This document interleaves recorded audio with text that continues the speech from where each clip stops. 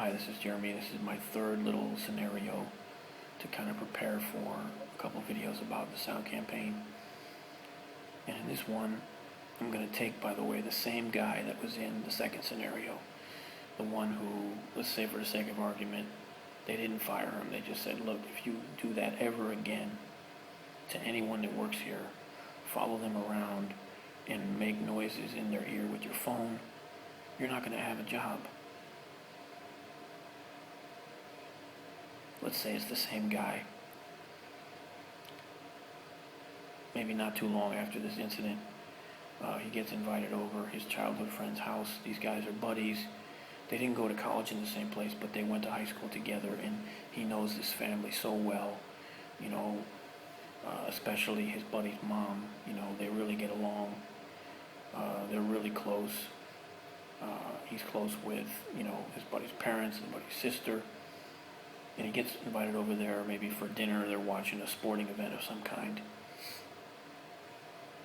And let's say for the sake of argument, it's the two friends and the friend's mom. And they're at the dinner table, and our guy from the second scenario, who's been reading these websites that he loves about how to drive your enemies crazy, with his fork, suddenly, and for no apparent reason, starts tapping on his plate with his fork.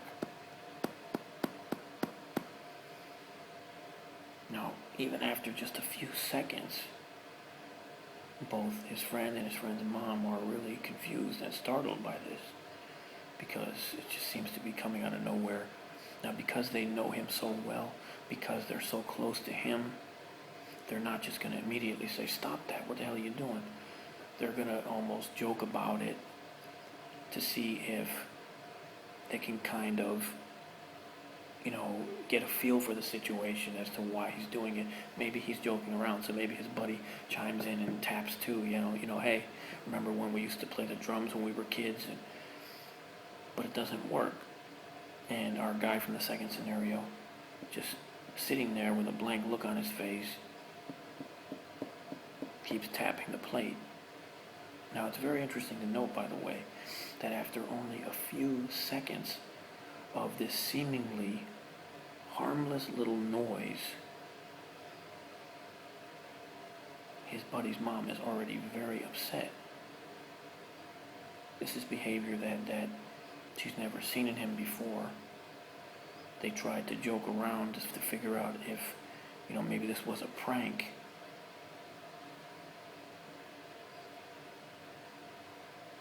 And at this point, just like anyone who has some kind of familiarity, some kind of familiar relationship with someone, she's used to interacting with him in such a way that just tone of voice and facial expressions is going to let him know that there's a problem.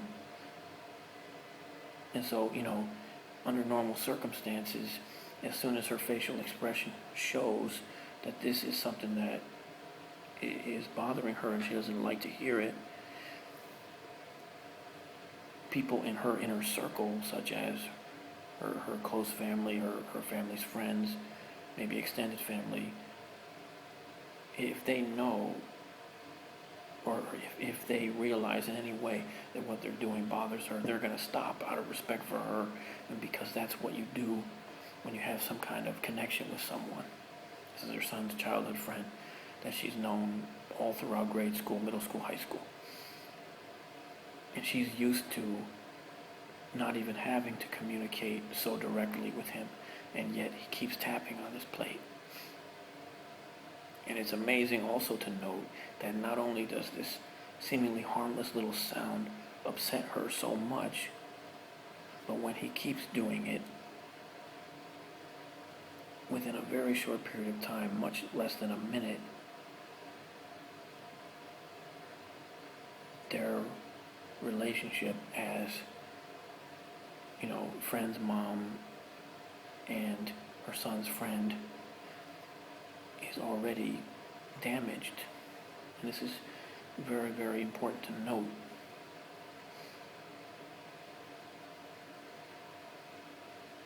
So stopping this scenario at this point, just after a few moments, It's really amazing when you think about it. It doesn't take long at all to harass somebody with noise, and the noise doesn't even have to be that loud.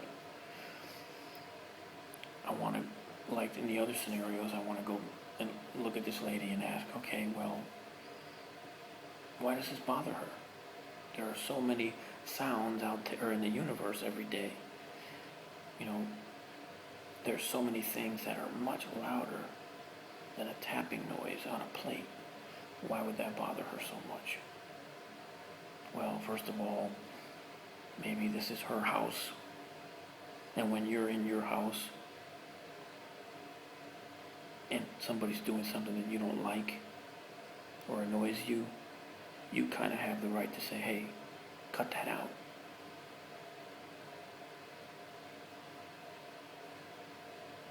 And like in the other scenarios, what also contributes to bothering her is the fact that this is an unwanted noise that she doesn't like, that annoys her, that continues despite the fact that she makes some show of the fact.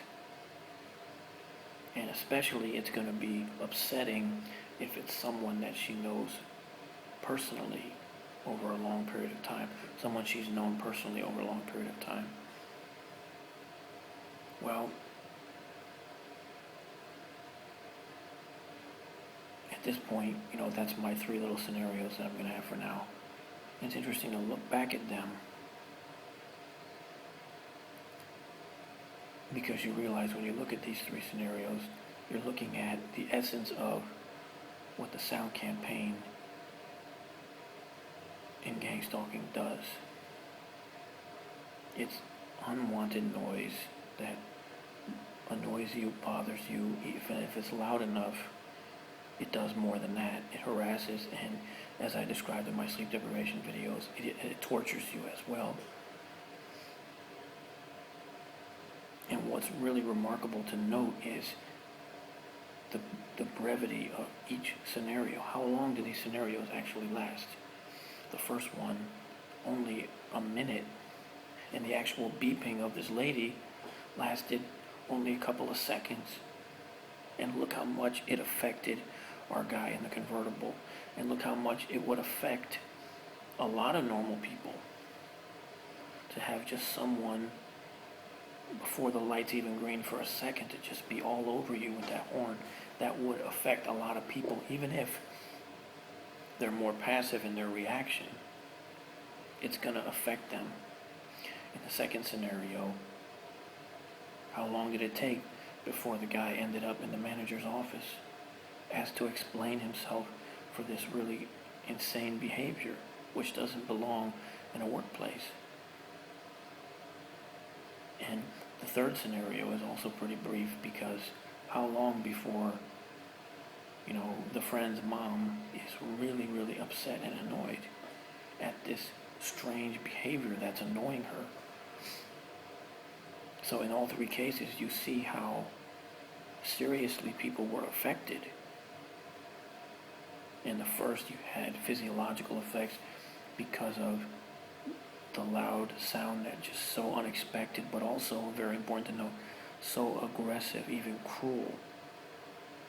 In the second, you had someone being followed around all over a workplace with literally this sound forced into their ears that they didn't want to hear. And in the third scenario, you know, you see someone in their own house, you know, and with someone who is trusted, you know. Well, we're starting to understand, I hope, what it's like to be a targeted individual experiencing the sound campaign, which, at least in my case, is one of their main focuses, along with the sleep deprivation.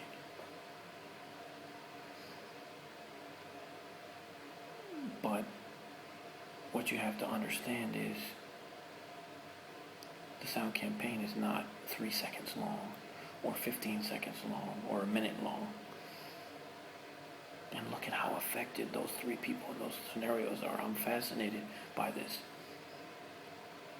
a gang stalking target is going to experience such unwanted stimuli 24 hours a day, 7 days a week, month after month, year after year.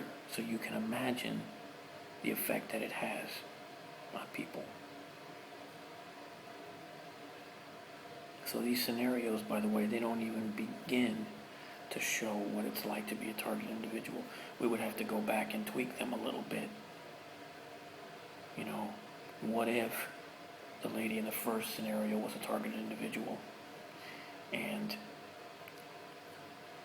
the guy who would normally get in trouble actually would be celebrated as a hero of the workplace? Anyone who's been through workplace mobbing knows this. What if when he starts bothering her like this with that bell ringtone, what if he goes on social media to the private pages, invitation only, where they plan their shit that they do to her, and he says, hey guys, download this ringtone, and whenever you see her, walk by her and set it off. She's gonna think of me. This is what they do. In the second scenario, imagine in the first scenario, sorry I skipped that, what if after the lady did this, she took note of it, man, this guy flipped out, and she goes onto social media and says, hey everyone, if you're ever behind him or near him in traffic, just start beeping out of nowhere. He gets really pissed off. And so soon enough, every day, everywhere he goes, people start beeping at him like that. And if going to our third scenario, imagine the son's friend is now a gang stalker and the mom is a targeted individual. He's going to go on social media and say, hey everyone, when you see her, tap a plate. So maybe a couple of nights later, after this negative experience, she goes out to eat, and when she shows up at the restaurant and she walks in the door, multiple people are there banging on their plates with the fork, and they all got a big grin on their faces. The waiter, when he comes up, just as she's about to speak, holds up a plate and taps the fork on it and says, oh, I'm sorry, I didn't hear what you were saying. And the hostess, as she's walking out, is banging a plate saying, we hope you had a wonderful time, with that same strange look that gang stalkers often have on their face. So by now, our lady in this scenario is really upset. She may be confused as to why this is happening. She just wants to go home. She can't wait to go home and talk to her family about it. She pulls into the driveway. She's already, feeling relaxed. Glad to be home. She walks in the front door. Her husband's maybe sitting on the couch with his back to her. The TV's blaring something. And, she sinks down into one of the love seats next to the couch where her husband's at. And she just can't wait to be reassured by her husband, who she's sure is going to comfort her. And right as she's about to speak, he holds up a plate and taps on it. He says, what's the matter, honey? At this point, it's almost like a horror movie, isn't it? And yet, even that scenario, that, extended version, still doesn't even come close to describing what it's like to be a targeted individual experiencing the sound campaign 24 hours a day, 7 days a week, month after month, year after year.